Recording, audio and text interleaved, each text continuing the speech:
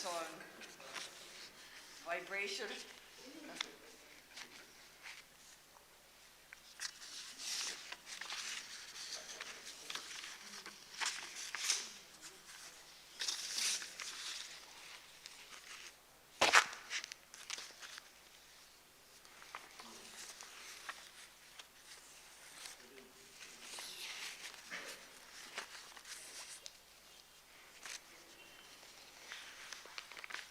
Did everybody know there's a feedback box here also? I think, oops.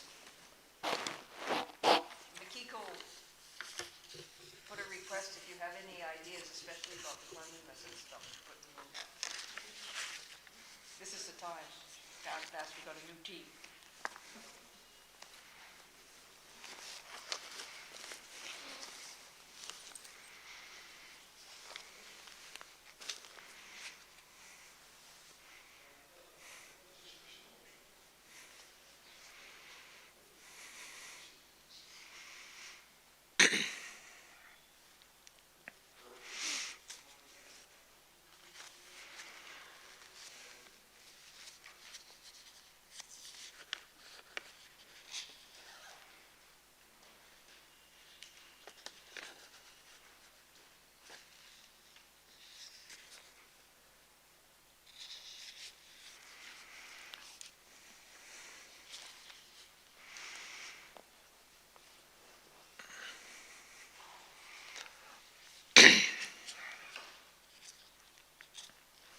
Some are online questions, I think.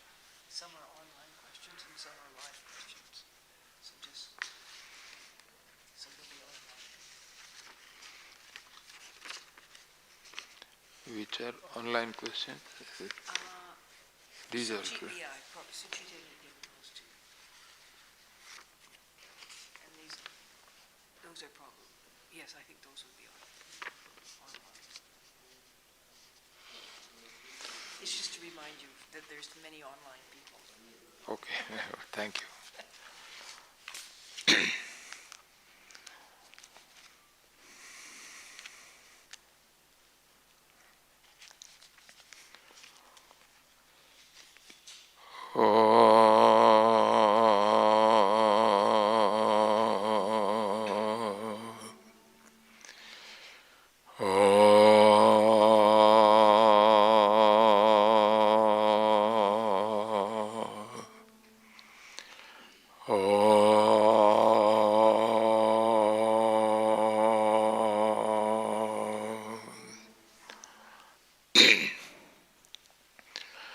Om Ganganapataye Namaha.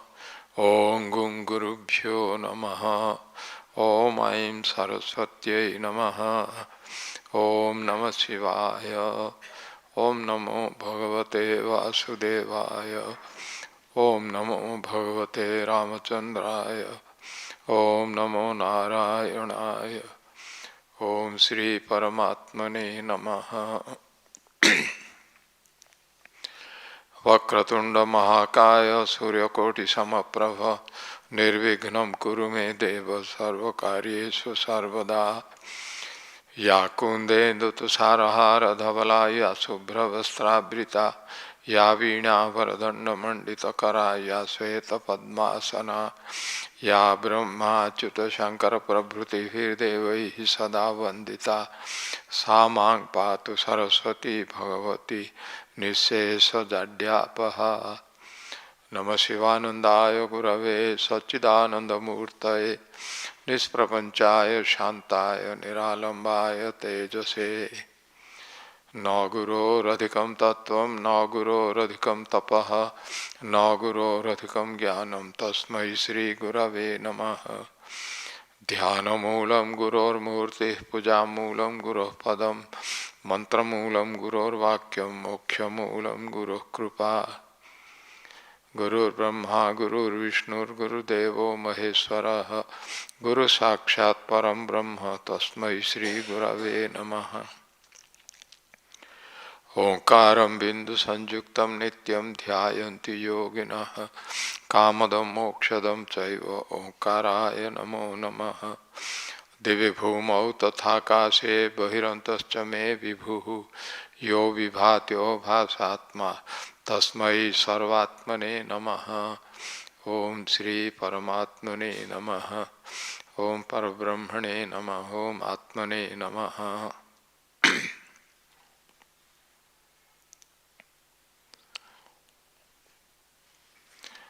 Revered self, revered Atman, all the participants of the spiritual retreat who are physically present in the midst of us here today, and also people who are abroad, online. So, our salutations to all of you, and also welcome to our spiritual retreat which is going on, and also to this particular session when we are dealing with some of the questions which have been received by us. We will go through the questions now. So they say that one question is, how we recover trust or generate trust in someone? Is it possible to recover trust of others? Yes. Recover trust, that means you would mean probably the restore the trust which they have already or they have lost now for the time being, missed it, or generate trust in someone. Is it possible to recover trust of others? Yes, it is possible to some extent. We can tell them, we can explain to them what is the value of the trust, and then how trust is very important. And when we speak of trust, trust would be meaning it can have various applications. Trust in dealing with others in our normal social circumstances, in our social dealings, and but more importantly, it is the trust in God. That is actually what we mean by this in our present context, because we have to have trust with everybody. We have to have trust. If we don't have trust in somebody, we should be prepared that we will not get the trust from others. They will also not trust us. It is quite reciprocal. If you have trust with somebody, and then you will get trust in return. If you don't have trust, that trust will not be available from others. So this is in the social dealings. And in everything, in all our dealings, we have to have some trust. If we don't have trust, we cannot get along with life, because we are not alone in this world. We are in the midst of a society. In society, so many other people are there, our own family members, and also others with whom we have close dealings. And sometimes, even beyond that also, outside that also, with some people we have to have trust. We must recognize, understand that if we have trust in somebody, then legitimately we may expect that the trust will come from others also. If you don't have trust, no trust from others. This is a clear thing, because it is always a reciprocal thing and mutual.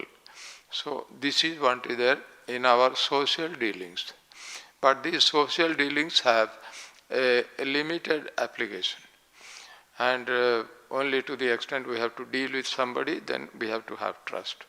Without trust, we can't have any correct dealings. We will not be successful in our dealings. Some kind of trust is necessary with everybody. In every situation, we have to have trust with the other person. This is one thing. But then, our purpose is not this trust which we have with others. While dealing with others in the society, it has only limited implication. it is a temporary thing. Temporarily only it will be required by us, and we have that temporary dealings also.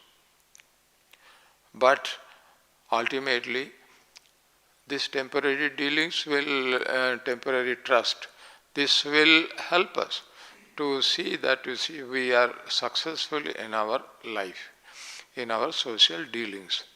But when this, but that is not enough for us. We have also something more than that. And our main idea is that we have to have liberation in life. We have to have, get out of this, all the pains and suffering of the world. Other trusts will not give us this. And then how to be free from all sorrow, suffering, misery in our life. That is one problem for us, one task. And the other thing also is that from the round of births and deaths, our birth leads to death, and after death again there will be rebirth in this world. So birth will lead to rebirth, death will lead to rebirth. This also is there. Birth, death, rebirth, like that it goes on. Our idea should be to be free from this cycle of births and deaths, because in our life we have a little comfort, a little pleasure, a little satisfaction, a little happiness, but lot of suffering and misery, lot of pain is there. So our idea should be how to be free from that ultimately, and for this liberation is required. That is what we call the final liberation from this round of births and deaths, from this world also, from rebirths. So this is for that. Only it is possible with trust with God. If we have trust in God and also do whatever is required from us to come out of this cycle of births and deaths, and also have liberation for all time to come, and be free from the cycle of births and deaths. This is what is there. For that, trust is necessary, and that trust has to be in God. Because other than God, nobody can free us from this round of births and deaths. So this trust with God, trust in God, that is most essential for us. And that is very vital, that is very necessary. For this we must. So when we say that we have to have trust, this trust should be for trust in God to be free from the round of births and deaths. But then before that, how to generate trust in someone? To generate trust in someone, we must have trust in him. If you have trust in him, then he will have a feeling that yes, you are having trust in him, and then it is worth, and you are dependable also. Then he will have trust with us. So that is a first. If you want to generate trust in someone, first have trust in him first. We should have trust. Then we can think that he will give us trust. His trust will be possible. In order to recover trust of others, trust in others or trust of others, you see, we need not worry so much. To the extent we have to deal with him, so that trust is necessary. Beyond that, whether they are having trust in somebody else or not, that is not our consideration, not necessary. We need not worry about that. But so far as our dealings is concerned, then we have to have trust in him, and so that he will also have trust in us. This is what we should do. This is a normal thing. And if you are thinking of recover trust of others, this is his trust or others' trust in us, or others' trust in God. These are the two aspects. For trust in others means, as we have just discussed, others' trust in him. So this is a mutual thing. If we have trust in him, chances are that he will also have trust. That is one way. And you can also explain to him, I am not such a bad person. Yes, you may be thinking, you can trust in me. Like that you can tell him. So then that is how you can restore his trust. Trust in us. That is true. And the other thing is trust of others in God. Trust of others in God, you see, you have to explain to him how it is very necessary to have trust in God, that how it will be very valuable, very important for us. If you explain to him that, and then tell him also what way he can have trust in God. What are the ways to have trust in God if we explain to him and explain to the value of it, the importance of it, then chances are that he will have trust in God. If he does not have trust in God, don't worry about it. Forget. You have done your duty, and thereafter he has the trust in God or not, that is up to him. Like that we can maintain. So we can recover trust of others in this way and to some extent. Like that we should understand. How to trust in someone? What are the signals that show it is the right choice? We have now discussed. You see, how to trust in someone. If we have trust in someone means before trusting somebody, we must be very sure. Otherwise you may land in trouble. It can create problem for us. So that is why first whether he is trustworthy. Like that first you must be very sure. If you think that yes, he is a good person, he is not a crook, he will not create any problem, he has no malice, he has no personal agenda. If that type of thing is there, you can trust to that extent only. And to have trust in someone, what are the signals that so it is right choice? It is right choice, we have now just discussed. You have only to make an assessment whether he is a good person, whether he is a well-meaning person, whether he is trustworthy, whether he has no personal selfish motive, and whether he is not troublesome. All those factors we have to actually keep in mind, judge him personally and carefully before trusting someone. Otherwise the world is just like that. They will say that yes, they are good people, but will behave in just the opposite way. It is possible in this world, particularly in the present century where we are now living. All this is as possible, and we see in the world also it is happening. Somebody reposes trust in some other person, that fellow will actually cheat and go away. That is how it is necessary. So we have to be very, very careful. And what are the signals that of the right choice? The signals, you see, you have to set your own signals. You have to find out what things are required. We have just discussed broadly what are requirements of this trust, so that you can have trust in somebody, depend on somebody, rely on somebody. And for that, these things should be tested. And don't just straight away go and start having trust in somebody, just believing somebody, and then it may create problem for us. It has to be very, very carefully done. One has to do the own personal exercise of studying the other person, and whether he fulfills all these conditions, whether he is a dependable person, whether he is a good person, or whether he is a person who can cheat you at any point of time. So if that type of motive is there, that type of person is there, it is not right to have trust in such a person. This is how you have to now think like this, study like this. And what is the right choice? The signals we have just discussed. You must also have your own signals, how to find out whether this man is suitable for reposing our trust in him. Like that you have to see. You have to go on like this. Don't have any absolute trust in anybody. It is not necessary. We can have absolute trust only in God or in somebody.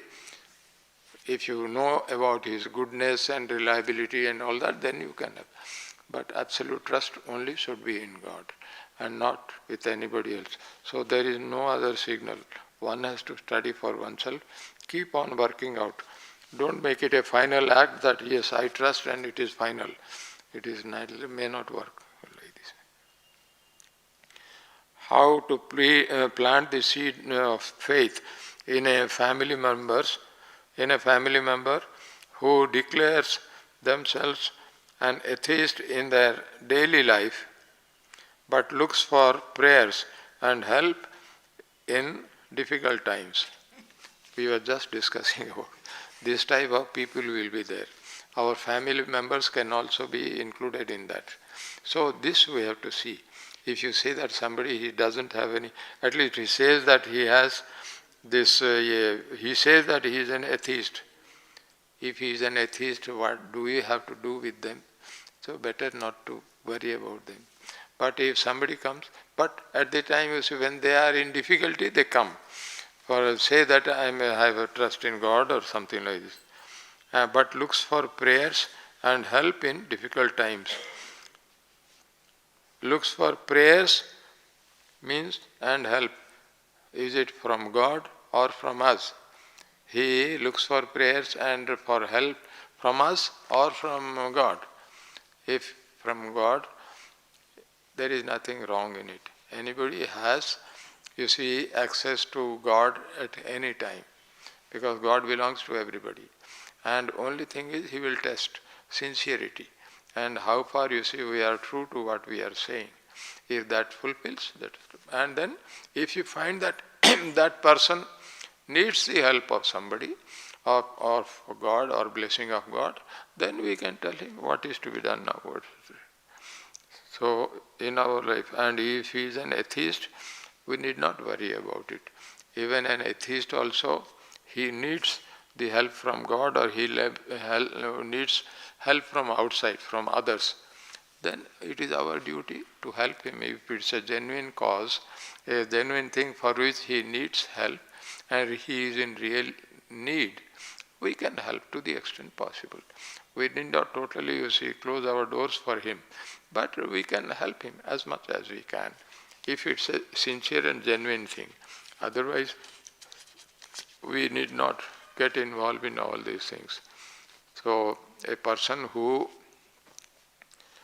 openly professes that he is an atheist in life, if he is an atheist in his daily life, we don't have to worry about it. But if he comes for help, if it is possible for us to help him in some way, if he is in genuine difficulty, we can try to help him. That is how we can go on. In the West, the word trust is interpreted as loyalty between two people, primarily regarding information, communication, and even secrets. After this spiritual retreat, how can we begin to change this idea among our revered ones, beloved ones, by teaching them that trust is in God? Yes, we have to tell them that, you see, this trust in others is not a bad thing. Trust is good, because we have to trust others. Otherwise, how can we alone carry on in this world? We have to live with others. So, trust in others is necessary to some extent. To that extent, we have to explain to our own people that, you see, we have to have trust in others, because we depend on others. We are not lone individuals, and we are in the midst of a society. So, we have to have good dealings with others, mutual trust each other.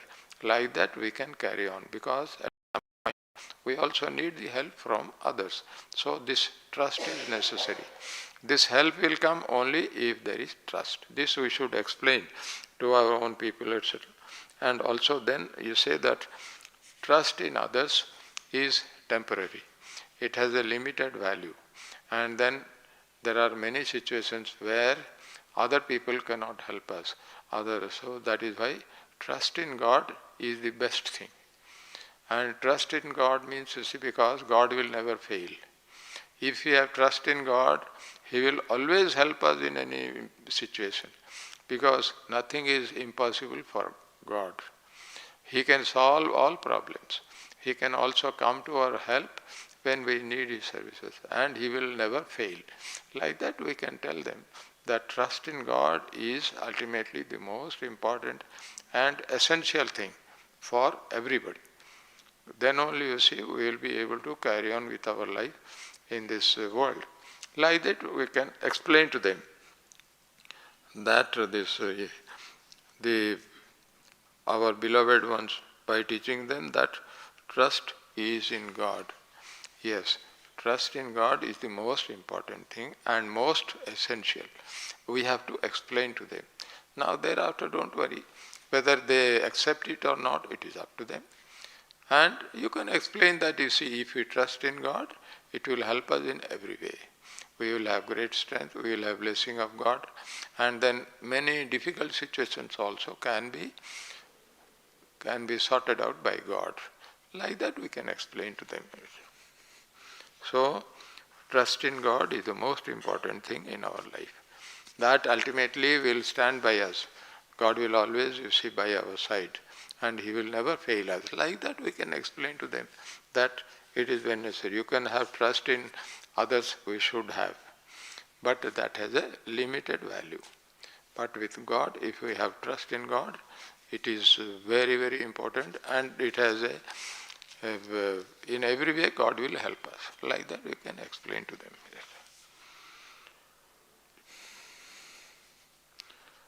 Every day we want to benefit from knowledge and virtues of our Guru. However, as time passes, and with it age and health, how can we be prepared when this Guru is no longer physically with us? How can we spread their knowledge and keep their essence alive? For this one thing, you see, this Guru is not physically present with us, but we should think that Guru is some way, he is not a physical person. And secondly, he is not subject to, see, this Guru is beyond, because Guru is God Himself. Like that our scriptures say, Guru and God are not different things. God only manifests in the form of the Guru. God comes in the form of the Guru in order to help us. So, God and Guru, they are the same in many respects. Like that we should think. God and Guru are the same.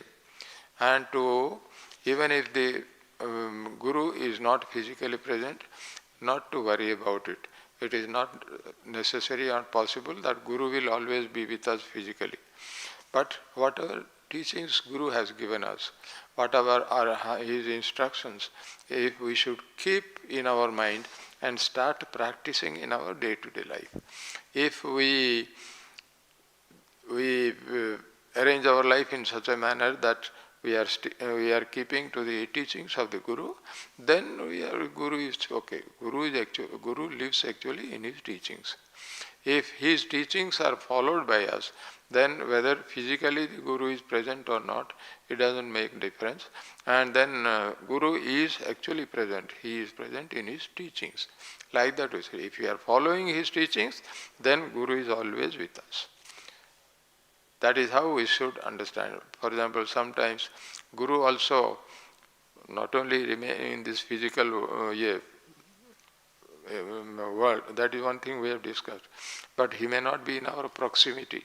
Guru may be living far away, and although he may be still alive, yet he is far away. It doesn't make any difference.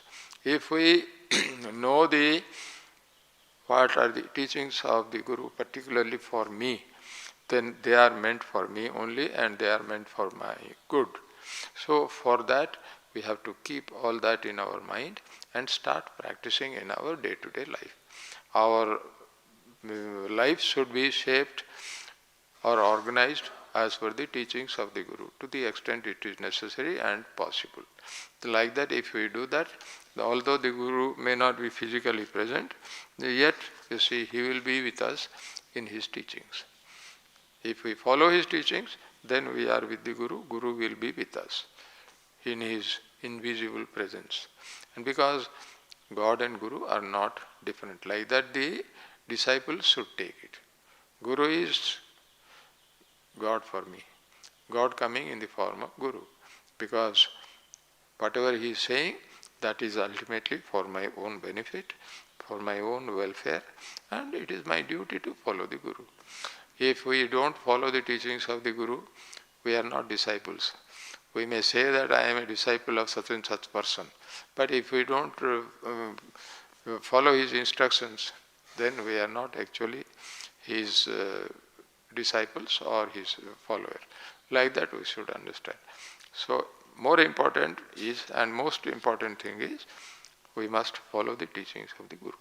Then Guru will be present with us always. Whether Guru is physically present with us or not, it doesn't matter too much. This is what we should understand. And how can we spread their knowledge and keep their essence alive? If you want to spread their knowledge, whatever comes to your mind, to the extent possible, whatever you feel like, you can do that usually. And also keep their essence alive. Their essence alive, one, by our own following those teachings. And secondly, spreading it among others. So that is how, you see, Guru's teachings will remain alive. Like that we can work out like that. The term family constellations has recently gained relevance, suggesting that our problems, fears, behaviors and attitudes stem from ourselves, from unresolved past family situations. In some way, we must understand and assimilate these past problems to move forward in our lives. Should we get involved and try to understand past family problems to move forward on our spiritual life? Yes, it is good to understand our past family friends, family problems. Yes, we have to say so that we are aware of it. These problems can be problematic for us, or these problems can be a pointer to us to shape ourselves better, or to be prepared for future such situations. Not only with our family members, also with among others also, that maybe some similarity will be there in the situations. So if we remember that, and that will be helpful to us. It will be as a matter of caution for us, so that we don't commit the same mistakes or get into that type of problem again. And also while dealing with others, we should be a little more careful, so that such problems don't arise in our relations with others. Like that also we have to think about it. So it is helpful to some extent. Should we get involved and try to understand past family problems to move forward on our spiritual life? Yes, to some extent it is necessary. So that as a matter of caution, that these are the problems which may arise. So it is better to know. But we need not be bogged down with that. And then just keep that in our mind. And if some situation comes like that, we may apply that for our solution and carry forward. Otherwise, carry on our own, we can move forward. Not worry so much about the family problems or our experiences with the family, etc. Like that, you see. Everything does not depend on our family relations. Family, you see, the activities or our family dealings with others. This also we should.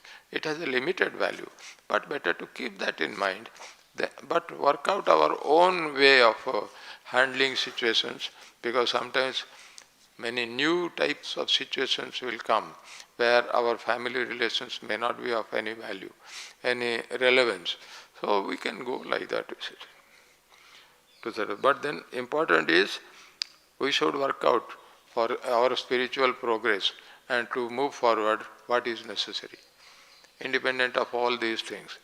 be very clear about it and focus our attention on that, and then carry on with us, with our life, with our spiritual activities, and with our spiritual practices. Like that we should move forward and need not give too much importance to those things.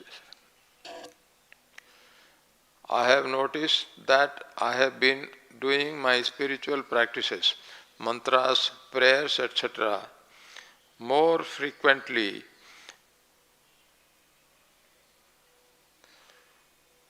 mainly accompanied by music, and in difficult situations. What tips do you have for continuing to foster the routine and natural habit of spiritual practices? This routine and natural habit of spiritual practices, they are not useless. They are not, you don't think that, you are now having this hearing online and all those things, through this spiritual, through this use of artificial intelligence and etc. Those things are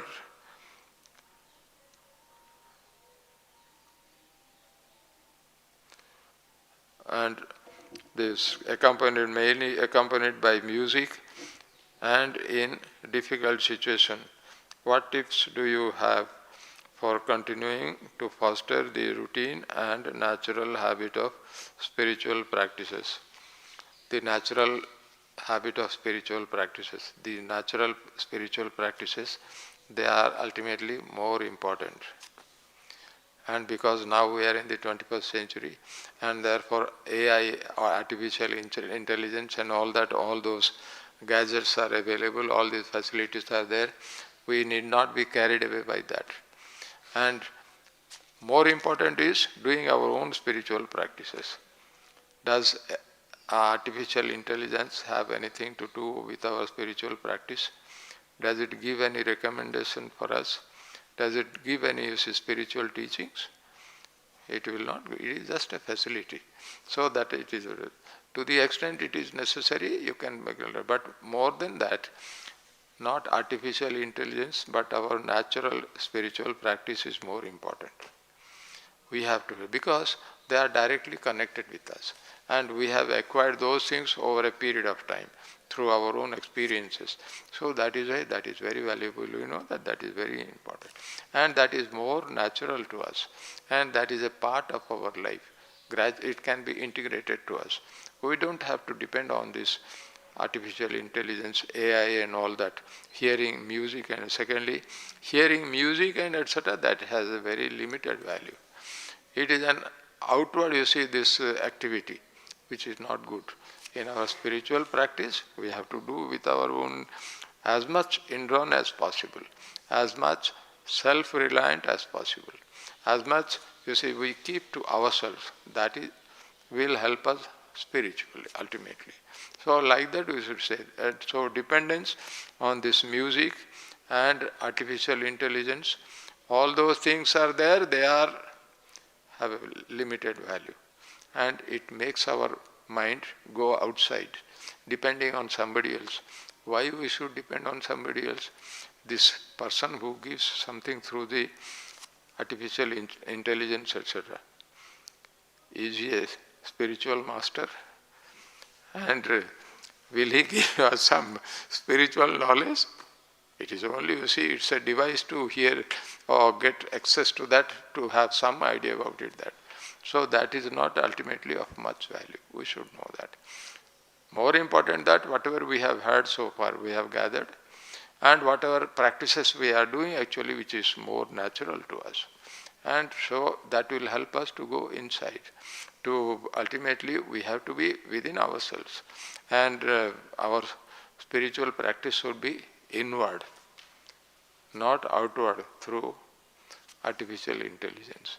This is my view. It is not very necessary. Those who feel, yes, rather than not doing anything, it is better to go to this artificial intelligence, that is okay. But not beyond that.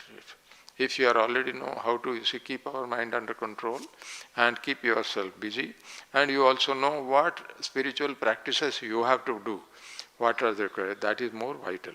And if you go on practicing those things, that is good enough. It is not necessary to go for artificial intelligence or hearing those music and others, and also to depend on somebody else. It is not necessary. Only if you have doubt whether what I know is correct or not, whether it is sufficient or not. If this type of things are there in your mind, it may be helpful to some extent. But best thing is, whatever you know already, you are already in the spiritual path. You have got some spiritual knowledge and some what practices are to be done. Our own practices are more important than this AI. It is not necessary to go for that. If you are not sure whether I am doing sufficiently or not, then you can think of doing it, but it should not be there. Our idea should be whatever I know it is correct. And I have got it from an authentic source. And then these are all time-tested things. I am quite sure that what I know or what I am doing is correct. More important than that is doing our own spiritual practices. Whatever practices we know, those things we should put into practice and carry on. Our faith should be more, grounded, better grounded and stronger. If that is there, and if we are, rooted on our spiritual practices, that is quite sufficient. All these external things are not necessary. So, music more frequently accompanied by music and in difficult situations. What tips to foster the routine and natural habit of spiritual practices? Spiritual practices are more important than this artificial intelligence. This we must remember. And we should have the faith that whatever I know, whatever I have gathered so far, whatever practices I am doing, they are correct, they are valid, and they will be helpful to me because it has come from some authentic source. Some is from maybe some scriptures, sacred scriptures, or some great sages and saints, or from some good person like that. It is a reliable source it has come. That is sufficient. It is not possible nor necessary that one must go on experimenting with all types of things. It is not necessary. Because a rolling stone gathers no moss. You know that. So it is our condition will be like that only. So we will keep on going this thing, that thing, that thing. Everything will look attractive. Everything will appear as if there is something good in it, which I am lacking. We must be sure that no, what I know, that is quite sufficient. It is not that out of egoism, but it is that this is sufficient for me. And if we are on the spiritual path and doing the spiritual practices, that is sufficient. Ultimately, that is what counts. That matters. That only will help us. Like that we should understand. It is not necessary to go into all this music and all that. Those who still feel that music, etc., is necessary, they can go for that. But it is not a universal application. It is not for everybody. Those who want to do it, let them do. But those who are sure that what I am doing is quite correct, I know what is required for me, and I have got it from a good guide, some good source. I have got this conviction, that is sufficient. We should be, have faith in that and then carry on like this. So this routine and natural habit of spiritual practices, how to foster that continuing, we must have faith in that. Be sure and have firm conviction that what I know is quite excellent, it is quite correct, it is quite sufficient for me. It is not necessary for me to go to this music and other things, etc. It is not necessary, like that you can say. So I don't need any other external aid for my internal sadhana. Our internal sadhana is more important. Like that, you should always have this conviction and be rooted in that and carry on with it. Digitalization is becoming increasingly accessible to everyone. Is it correct to seek spiritual and personal guidance through the use of artificial intelligence? I think we have just discussed.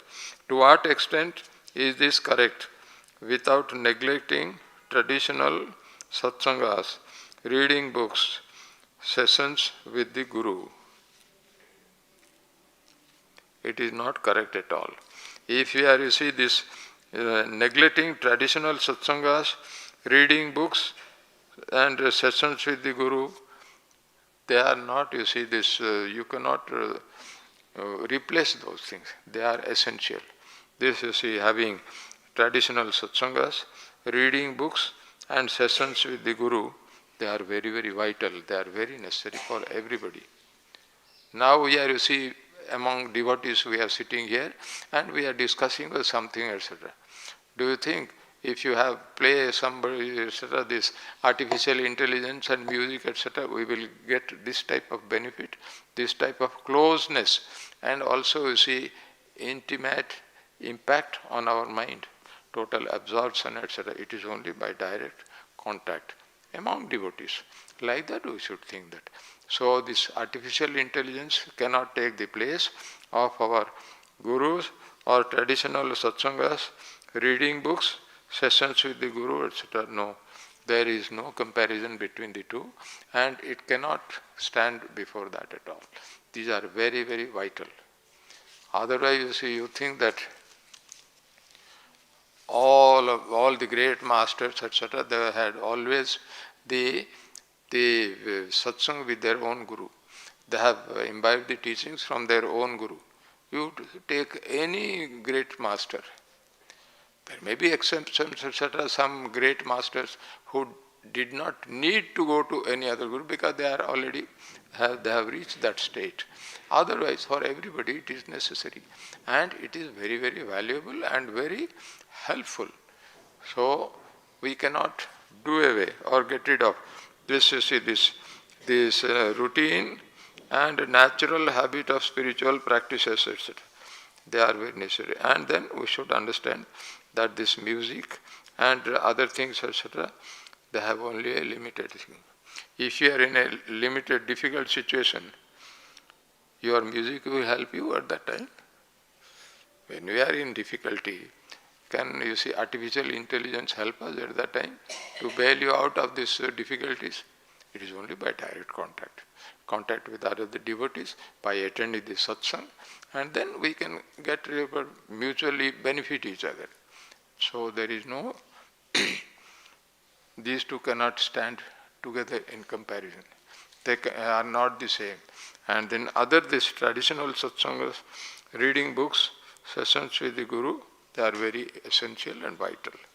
And then reading books, you see, these are reading, the books have been written either in our sacred scriptures or from the great masters who have written those books, etc. Their own personal experience and is available there for our guidance. This we cannot get from the artificial intelligence. From music you cannot get all those things, etc. That is why you must understand. We should, I think, never think that, you see, we can do away with this satsanga. Satsanga is the most important thing. And satsang, nothing can stand before satsang in its importance and its value. Satsang is the most important. Satsang means company of the great devotees, company of saints and sages, and having this type of interaction among the devotees, there is no comparison. This is the highest thing. And great masters also in the past, great personages, they have also been saying that. And Lord Shiva at one point of time, he was praying to Lord Rama and he said that, please give me always satsang. Like that he prayed to Lord. It is there in the Ramayana, it is there. So, like that we must understand. for satsang, there is no replacement, there is no comparison with anything else. Satsang is the most important thing, the highest and of the greatest value. Satsang means either with somebody whom you know, or somebody who is a spiritual master, or even among the devotees also. That is also a satsang. Now we are having devotees, among devotees, we are discussing among ourselves.